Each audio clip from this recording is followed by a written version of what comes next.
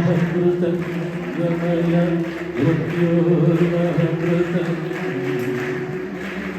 गमय हिरण्यवर्णामरिणीं सुवर्णरजतास्रगां चन्द्रां हिरण्मयीं लक्ष्मीं जातवेदो मावः तां मावः जातवेदो लक्ष्मीमनपगामिनी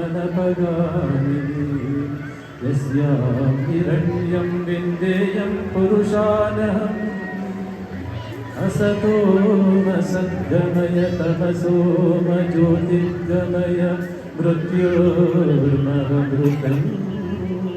गमय मृत्योर्महमृतं गमय मृत्योर्महमृतं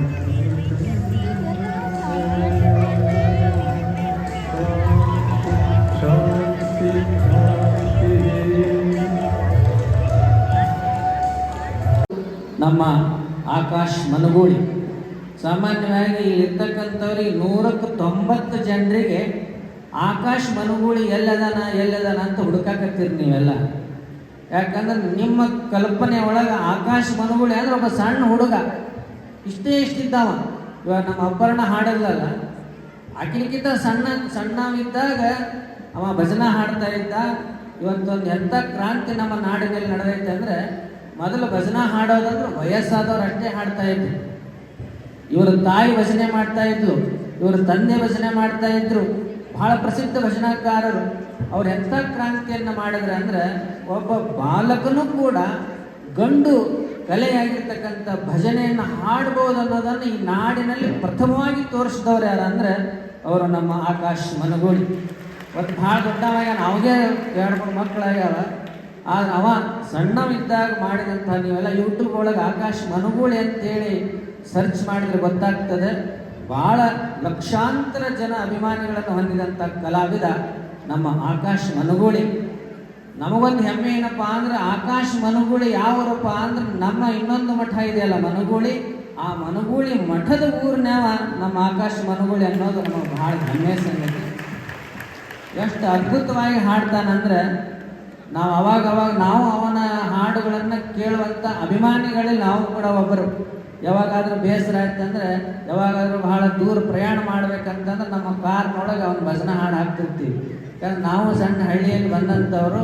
ನಮ್ಮಪ್ಪ ನಮ್ಮ ಊರಾಗ ಹನುಮಂತಿಯವ್ರ ಗುಡಿ ಇತ್ತು, ಅಲ್ಲಿ ಭಜನಾ ಮಾಡ್ತಿದ್ರು ನಮ್ಮ ಗೌಡ್ರು. ಇಲ್ಲೆಲ್ಲ ಸಂಕನಾಳದವ್ರು ಬಂದಾರ ಗೌಡ್ರು. ಆ ಟೈಮ್ ಒಳಗೆ ನಾನು ನಮ್ಮ ಅಪ್ಪನ ಜೊತೆ ಹೋಗಿದ್ದೆ. ಅಲ್ಲಿ ತಬಲಾ ಬಾರಿಸೋದು, ತಬಲಾ ಕಸ್ಕೊಂಡು ತಬಲಾ ಬಾರಿಸೋದು, ಹಾಡೋದು, ಹೀಗೆಲ್ಲ ನಮಗೆ ಅದರೊಳಗೆ ಆಸಕ್ತಿ.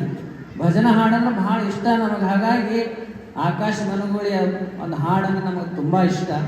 ಅದಕ್ಕೆ ನಮ್ಮ ಮಠದಿಂದ ಪ್ರತಿ ವರ್ಷ ನೀಡುವಂಥ ಜಾನಪದ ವಿಭೂತಿ ಅನ್ನುವಂಥ ಪ್ರಶಸ್ತಿಯನ್ನು ಈ ವರ್ಷ ಆಕಾಶ್ ಮನಗೂಳಿಗೆ ನೀಡಬೇಕನ್ನುವಂಥ ನಿರ್ಣಯವನ್ನು ನಮ್ಮ ಮಠದ ಎಲ್ಲ ಅಭಿಮಾನಿಗಳು ಮಾಡಿದ್ದು ಅದು ನಮಗೆಲ್ಲ ಭಾಳ ಹೆಮ್ಮೆಯ ಸಂಗತಿ. ಇನ್ನೂ ಸಣ್ಣ ವಯಸ್ಸೇ ಅವನಿಗೆ ಇನ್ನೂ 40 ವರ್ಷ ಆಗಿಲ್ಲ. ಇನ್ನೂ 60 ವರ್ಷಗಳ ಕಾಲ ಬದುಕುವಂಥ ಅವಕಾಶ ಆಕಾಶ್ ಮನಗೂಳಿಗಿರೋದ್ರಿಂದ ಮುಂದೆ ಆಕಾಶ್ ಮನಗೂಳಿ ಎಂಥ ಕಲಾವಿದನಾಗಬೇಕಪ್ಪ ಅಂದ್ರೆ, ಇಡೀ ನಮ್ಮ ದೇಶವೇ ಮರೆಯಲಾರದಂಥ ಒಬ್ಬ ಕಲಾವಿದ ಆಗಿ ಹೊರಹೊಮ್ಮಬೇಕು ಅಂತ ಆಶೀರ್ವಾದವನ್ನು ಶ್ರೀಮಠ ಇವತ್ತು ನಮ್ಮ ಆಕಾಶ್ ಮನಗೂಳಿಯವರಿಗೆ ನೀಡ್ತಾ ಇದೆ. ಅವರಿಗೆ ಈ ವರ್ಷದ ಜಾನಪದ ಕಲಾ ವಿಭೂತಿ ಪ್ರಶಸ್ತಿಯನ್ನು ನೀಡುವಂಥ ಒಂದು ನಿರ್ಣಯವನ್ನು ಮಾಡಿ ಇವತ್ತಿನ ಈ ಕಾರ್ಯಕ್ರಮ ನೆರವೇರ್ತಾ ಇದೆ. ಇರ್ತಕ್ಕಂಥ ನಾವೆಲ್ಲರೂ ಕೂಡ ಅರ್ಥೈಸ್ಕೊಳ್ಬೇಕಾಗಿರೋದು ಏನಪ್ಪ ಅಂದರೆ, ನಮಗೆಲ್ಲ ಅವಕಾಶ ಬಂದಾಗೆಲ್ಲ, ನಮಗೆಲ್ಲ ಸಾಧ್ಯವಾದಾಗೆಲ್ಲ ಇಂಥ ಜಾನಪದ ಕಲಾವಿದರನ್ನು ರಕ್ಷಣೆ ಮಾಡುವಂಥ ಕೆಲಸ ಮಾಡಬೇಕು. ಸಾಮಾನ್ಯವಾಗಿ ಕಲಾವಿದರಿಗೆ ದುಡ್ಡು ಇರೋಂಗಿಲ್ಲ, ಭಾಳ ಕಷ್ಟ. ನಾನು ನಿಮಗೆಲ್ಲ ಹೇಳ್ತೀನಿ, ವಿದ್ವಾಂಸರಿಗೆ ಕಲಾವಿದರಿಗೆ ಭಾಳ ಬಡತನ ಇರ್ತದೆ. ಯಾಕಂದ್ರೆ ಲಕ್ಷ್ಮಿ ಅವ್ರ ಹತ್ರ ಹೋಗಂಗಿಲ್ಲ. ಲಕ್ಷ್ಮಿ ಯಾರ ಹತ್ರ ಹೋಗ್ತಾಳಪ್ಪ ಅನ್ನೋದನ್ನು ಒಬ್ಬ ಜ್ಞಾನಿ ಒಂದು ಮಾತನ್ನು ಹೇಳಿದ್ದಾನೆ. ನೀವೆಷ್ಟು ಬಾರಮ್ಮ ಲಕ್ಷ್ಮಿ ಪೂಜೆ ಮಾಡಿದ್ರು ಅಷ್ಟೇ, ಹಾಡಿದ್ರು ಅಷ್ಟೇ. ಆದರೆ ಲಕ್ಷ್ಮಿ ಯಾರ ಹತ್ರ ಭಾಳ ಜನ ಇರ್ತಾಳಂದ್ರೆ ಅವ್ರು ಹೇಳ್ತಾರೆ, ಯೋದ್ಧಂ ತ್ಯಜಾಮಿ ವೈಭವ್ಯಾತ್, ಪಂಡಿತಂ ಸಾಪತ್ನ್ಯಾತ್, ಉದಾರಂ ಅವಮಾನನಾತ್, ತಸ್ಮಾತ್ ಕೃಪಣಮಾಶ್ರಯೇ. ಪರಮಾತ್ಮ ಕೇಳದಂತ ನಿಂದೇನಿಲ್ಲ ಅದು ಅರ್ಥನೇ ಆಗಂಗಿಲ್ಲ, ನೀ ಯಾರ ಹತ್ರ ಇರ್ತಿ ಅಂತ ಕೇಳೋಣ ಲಕ್ಷ್ಮಿಗೆ. ವಿಷ್ಣು, ನೀವು ಹೆಂಗೆ ಸತಿಪತಿಗಳು ಮಾತಾಡ್ತಿರ್ತೀರಲ್ಲ, ಇಲ್ಲಿ ಬೆಂಗಳೂರ ಜನ ಅಂತಂತೂ ಮಾತಾಡೋಕ್ಕೆ ಟೈಮ್ ಇರೋಂಗಿಲ್ಲ. ಒಳ್ಳೆ ಮಾತಾಡ್ತಿರ್ತಾರೆ ಖಾಲಿ ಇದ್ದಾಗ. ಕೇಳೋಣ, ಅವಾಗ ಅಕ್ಕಿ ಹೇಳಲ್ಲಂತ, ನಾ ಯಾರ ಹತ್ರ ಇರ್ತೀನಿ ಅನ್ನೋದು ತಿಳ್ಕೋ ವಿಷ್ಣು ಪರಮಾತ್ಮ ಕೇಳಲ್ಲ, ನಾ ಯಾರ ಹತ್ರ ಇರ್ತೀನಿ. ನಾನು ಮೊದಲು ಯಾರ ಹತ್ರ ಇರಲ್ಲಪ್ಪ ಅಂದ್ರೆ ಯೋದ್ಧಂ ತ್ಯಜಾಮಿ ವೈಧವ್ಯ. ಸೈನಿಕನ ಹೆಂಡತಿ ಸೈನಿಕರ ಮನೆಯೊಳಗೆ ಯುದ್ಧದಾಗ ಯುದ್ಧ ಮಾಡೋರು ಮನೆಯೊಳಗೆ ನಾನು ಇರಂಗಿಲ್ಲ. ಅಕ್ಕಿ ಹೇಳಿದ್ದು ಸಾವಿರ ವರ್ಷ. ಈಗಿನ ಸೈನಿಕರಲ್ಲ, ಈಗೆಲ್ಲ ಕ್ಯಾಪ್ಟನ್ ಎಲ್ಲ ಜೆಟ್ ವಿಮಾನದಾಗ ಬರ್ತಿರ್ತಾರೆ. ಈಗಿನ ಕಲ್ಪನೆ ಅಲ್ಲ, ಮೊದಲಿನ ಸೈನಿಕರು ಅವ್ರು ಹೇಳಿದ್ದು ಅವಾಗ. ಸೈನಿಕರ ಮನೆಯೊಳಗೆ ನಾನು ಇರಂಗಿಲ್ಲ, ಯಾಕಂದ್ರೆ ಅವ ಯಾವಾಗಿದ್ದು ಏನೇ ಸಮಸ್ಯೆ ಬಂದರೂ ಕೂಡ ಈ ಕಲೆಯ ರಕ್ಷಣೆಯನ್ನು ಬಿಡದೆ ಈ ಕಲೆಯನ್ನು ಎಲ್ಲಿವರೆಗೆ ತಗೊಂಡು ಹೋಗ್ಬೇಕಪ್ಪ ಅಂದ್ರೆ ಇವತ್ತು ಬೆಂಗಳೂರು ಬಂದಿದೆಯಾ, ಮುಂದೊಂದು ದಿನ ನೀನು ಅಮೇರಿಕಾದೊಳಗೆ ಹೋಗಿ ಈ ಭಜನೆಯನ್ನು ಹಾಡಿ ಬರಬೇಕು ಅಂತ ಒಂದು ಕಾಲ ಒಂದೇ ಬರ್ತದೆ ಅನ್ನುವಂಥ ಸಂಪತ್ತಿದೆಯಲ್ಲ, ವಿಭೂತಿ, ಅದು ಯಾರೂ ಕೂಡ ಅದನ್ನು ಕಿತ್ತುಕೊಳ್ಳಿಕ್ಕೆ ಆಗೋದಿಲ್ಲ. ಅಂಥ ಒಂದು ಶ್ರೇಷ್ಠ ಸಾಧನೆಯನ್ನು ಮಾಡಿದಂಥ ನಮ್ಮ ಆಕಾಶ್ ಮನುಗೂಳಿ ಅವರು ಇವತ್ತು ನಮ್ಮ ಶ್ರೀಮಠದಿಂದ ಪ್ರಶಸ್ತಿಯನ್ನು ಪಡಿತಾ ಇದ್ದಾರೆ. ಭಗವಂತ ಅವರು ಒಳ್ಳೆಯದನ್ನು ಮಾಡಲಿ, ಏನೇ ಕಷ್ಟ ಬರಲಿ. ಬ್ಯಾಂಕ್ನಾಗ ಭಾಳ ಇಟ್ಕೊಂಡು ಅದು IT ಅವ್ರಿಗೆ ಗೊತ್ತಾಗ್ತದೆ, ಟ್ಯಾಕ್ಸ್ ಹಾಕ್ತಾರೆ. ಹಂಗಾಗಿ ಈಗಿಂದ ಅಲ್ಲಿರ್ತಕ್ಕೆ ಅವಾಗಿಂದು ಅದಕ್ಕೆ ಯಾರು ಚಿಕ್ಕೊಂಡಿರ್ತಾರ ನೋಡಿ, ಅವ್ರು ಹೆಂಡ್ರನ್ನೂ ಪ್ರೀತಿ ಮಾಡ್ತಾರಲ್ಲ, ಮಕ್ಕಳು ಪ್ರೀತಿ ಮಾಡ್ತಾರಂಗಲ್ಲ, ರಾತ್ರಿ ಎಚ್ಚಾಗ್ತಾರೆ ಹೋಗಿ ಟ್ರೆಜರಿ ನೋಡ್ತಾರೆ, ಏನು ಐತಿ ಎಲ್ಲ ಕರೆಕ್ಟಾಗಿ. ಅದಕ್ಕೆ ಇಂಥವ್ರ ಹತ್ರ ಹೋಗಿರ್ತೀನಿ ಅಂತ ಹೇಳ್ತಾಳೆ ಲಕ್ಷ್ಮಿ. ನಾ ಯಾಕೆ ಮಾತು ಹೇಳಿದೆ ಅಂದರೆ, ಒಂದು ವೇಳೆ ಆಕಾಶ್ ಮನುಗಳು ನೋಡಿ ಎಷ್ಟು ಚಂದದ, ನಾವು ಮದುವೆ ಆಗಿ ಭಾಳ ವರ್ಷ ಆಗೈತೆ, ಇವತ್ತಿನ್ನು ಮದುವೆ ಗಂಡು ಕಣ್ಣಂಗೆ ಕಾಣ್ತ. ನಾವು ಮನಸ್ಸು ಮಾಡಿದ್ದ ಅಂದ್ರೆ ಒಬ್ಬ ಡಾಕ್ಟರ್ ಆಗ್ಬೋದಾಗಿತ್ತು, ಇಂಜಿನಿಯರ್ ಆಗ್ಬೋದಾಗಿತ್ತು, ದೊಡ್ಡ ಆಫೀಸರ್ ಆಗಿ ಚಂದ ದುಡಿಬೋದಾಗಿತ್ತು ಅವ. ಆದರೆ ನಮ್ಮ ತಂದೆ ತಾಯಿಯಂದರು ಜಾನಪದ ಕಲೆಯನ್ನು ಬೆಳೆಸ್ಕೊಂಡು ಬಂದಿದ್ದಾರೆ. ನನ್ನ ಪ್ರಾಣಿ ಇರೋರು ಕೂಡ ನಾನು ಅದನ್ನು ರಕ್ಷಣೆ ಮಾಡಬೇಕನ್ನುವಂಥ ಕೆಲಸ ಮಾಡ್ತಾ ಇದ್ದಾನಲ್ಲ, ಇದು ಭಾಳ ಶ್ರೇಷ್ಠವಾದ ಕಾರ್ಯ ಆಕಾಶ್ ಮನುಗುಳಿ ಮಾಡ್ತಾ ಇದ್ದಾರೆ. ಅದಕ್ಕೆ ಅವನ ಹತ್ರ ದುಡ್ಡು ಇಲ್ಲದೆ ಇರಬಹುದು. ಸ್ವಾಮಿ ಹಾಗೂ ಆದ ಜಗತ್ತಿಗೂ ಶ್ರೀ ಪಂಚಾಚಾರ್ಯರು ಕರುಣಿಸಲೆಂದು ಪ್ರಾರ್ಥಿಸುತ್ತೇವೆ. ಅನಂತ ಮಂಗಲಗಳೊಂದಿಗೆ ಶಿವಮಯ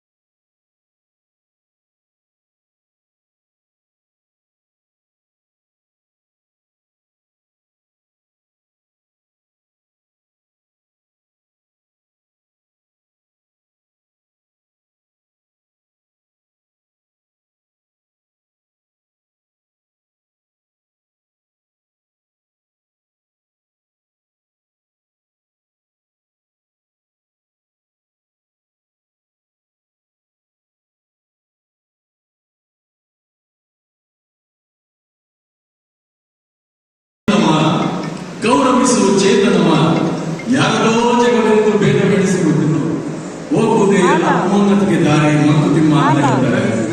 ಜಾನಪದ ಕ್ಷೇತ್ರದಲ್ಲಿ ತತ್ವಪದ ಭಜನಾಪದಗಳಿಂದ ತಮ್ಮ ಅಮೂಲ್ಯವಾದ ಕಂಠಸಿರಿಯಿಂದ ನಗರಾಭಿವೃದ್ಧಿ ಸಚಿವರು ಆದಂತಹ ಬೈರತಿ ಬಸವರಾಜ್ ಸರ್ ಅವರು ಮತ್ತು ವೇದಿಕೆಯ ಮೇಲಿರುವ ಪ್ರಶಸ್ತಿ ಪ್ರದಾನವನ್ನು ಮಾಡಬೇಕು ಅಂತ ಹೇಳ್ತೀನಿ. ಈ ಪ್ರಶಸ್ತಿ ಪ್ರದಾನದ ಪತ್ರವನ್ನು ನಮ್ಮ ನಟರಾಜ್ ಸರ್ ಅವರು ವಾಚನ ಮಾಡ್ತಾ ಇದ್ದಾರೆ.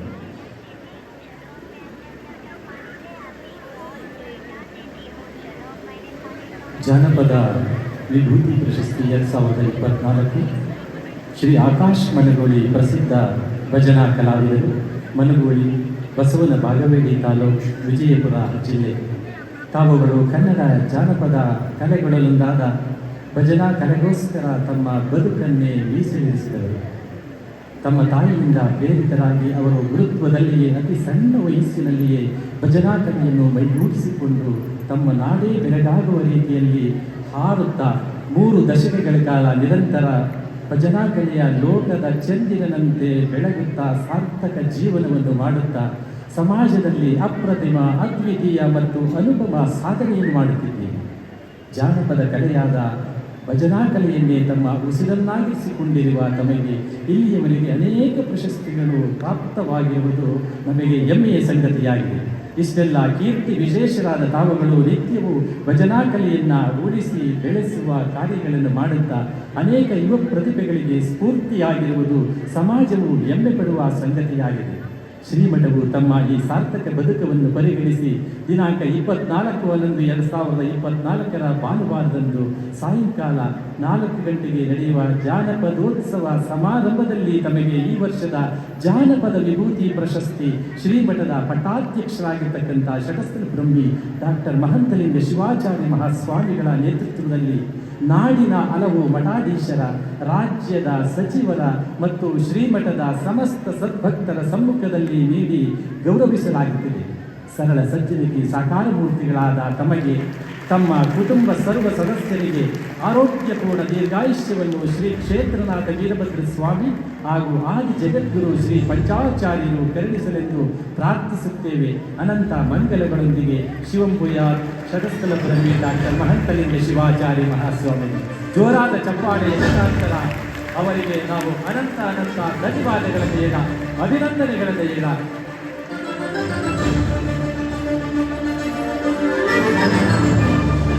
ಅವರಿಗೆ ತುಂಬ ಹೃದಯದ ಅಭಿನಂದನೆಗಳು. ಅವರ ಸಿರಿಕಂಠದ ಗಾಯನವನ್ನು ನಾವು ಕೇಳೋಣ. ಗುರುದೇವ ನೀನೇ ಪರಮದಯಾಳು, ಶರಣಂಬೆ ಶರಣಂಬೆ ಕಾಯೋ ನೀ ತಂದೆ. ಗುರುದೇವ ನೀನೇ ಪರಮದಯಾಳು, ಶರಣಂಬೆ ಶರಣಂಬೆ ಕಾಯೋ ನೀ ತಂದೆ. ಸ್ಮರ ಹರ ಭವಹಾರ ಸ್ಮರಿಸುವೆ ನಿನ್ನ, ಪರಿಹರಿಸನ್ನ ಭವಬಾಧೆಯನ್ನ, ಪರಿಹರಿಸನ್ನ ಭವಬಾಧೆಯನ್ನ. ಮೊರೆ ಹೊಕ್ಕೆ ನಿನ್ನ